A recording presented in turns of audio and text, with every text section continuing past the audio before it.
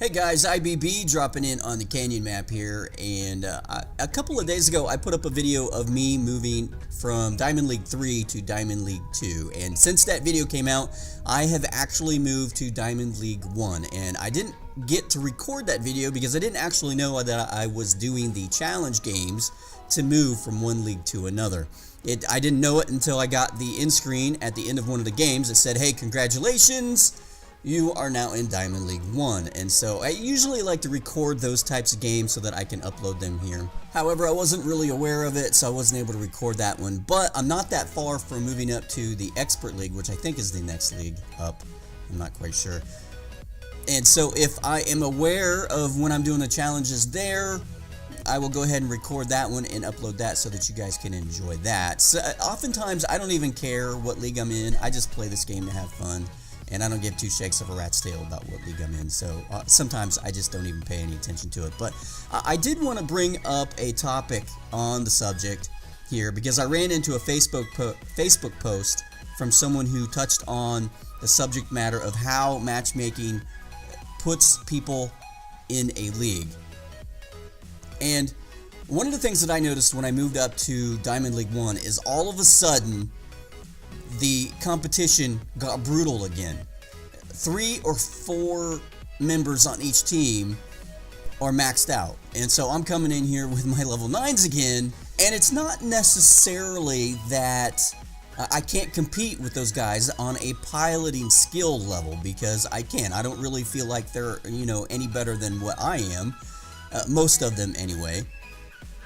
But if you take a level 12 bot and you match it up against a level 9 bot, and you make the weapons equal, so everything else is equal, the guy with the level 9 bot is going to come out on the short end of that stick most of the time, simply because it has less HP. And so the Facebook post that I ran across just this morning was somebody that was was pitching a fit about this guy that he got matched up in a game with, and he had 5 Carnages that were all maxed out, and he had maxed Thunders on every single one of those Carnages. His average damage per game was 829,000, 76% win rate ratio, and 8.2 kills per game, and the guy was in Bronze League 2. And he was saying, why the hell am I matched up against this guy? He just absolutely raped everybody in this game. And so here is where I kind of differ with the idea of this league system. For one, it doesn't seem like you get matched up against guys in your own league anyway, despite the fact that they said that that's what was going to happen. I've been matched up against Champion League players, and I've been matched up against Gold League players. So this example here in this Facebook post was sort of counterintuitive to what you would expect matchmaking to be here recently, which is players with the same stats would be matched up against each other, and that isn't what has happened in this instance, and I can share that frustration with that player. Now, a while back when they first changed matchmaking, I gave my thoughts as to what I thought would be a fair solution to this matchmaking, what seems to be a conundrum, and that is if you are a level 30 player and you are using, say, level 2 bots with level 2 weapons, then you get matched up against other level 30 players that are playing level 2 bots with level 2 weapons.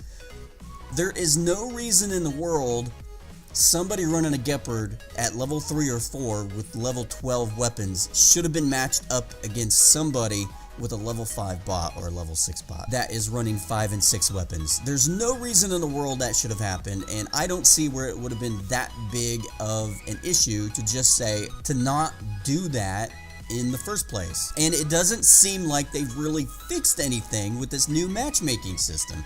And that is sort of why I rail against the idea of trying to elicit a particular playing style from players. I understand what they want from players. They want you to come into this game, they want you to try the best that you can, and they want you to be fair about everything, and yada yada yada. However, I think we're underestimating the lengths that people will go through in order to gain an advantage in a game. It's what players do. They've always done it, they are doing it, and they're going to continue to do it. And I don't care how cute and fancy you try to get with your code to reward certain behaviors and punish other behaviors, they're just going to do it. When you have certain things in a game that are incentivized over others, players are going to gravitate towards what it is that makes getting the incentive easier and quicker. I don't know what else I can say about the subject. They're just going to do it. And so when you have that, as a player of the game, you should know that. And so you should come up with strategies and techniques to be able to counter whatever it is that players are doing in order to try and gain that upper hand. If you have someone who is running a Gepard with level 12 magnums under the old matchmaking system, then you don't change the whole matchmaking system in order to try and stop that. What you do is you enter into the game a counter to that. Let a bot with a shield be in those same tiers with those Gepard players and see how far they get. But instead you put in there something that says that those bots with shields can't go down into those levels with the Gepards for the most part, unless you put very weak weapons on the shielded bots. I don't understand that. Those are the things that you do in a game to keep it fun and competitive. You don't try and fix it yourself as an institution, in my opinion anyway. You let free market do what free market is supposed to do. So anyway, this game here is going to be brought in for a win. I did actually check a lot of the hangers in this game, and yes, there were level 12 maxed out bot players in this game. There was, I think, 4 of them in this game. 2 were on my team and 2 were on the other team. But I was able to get that top spot there and get a few more trophies. So hey, thanks for watching. Don't forget to subscribe if you haven't. I have new gameplay videos every single day. Smash the thumbs up, thumbs down button. Don't forget to leave a comment down below. Until then.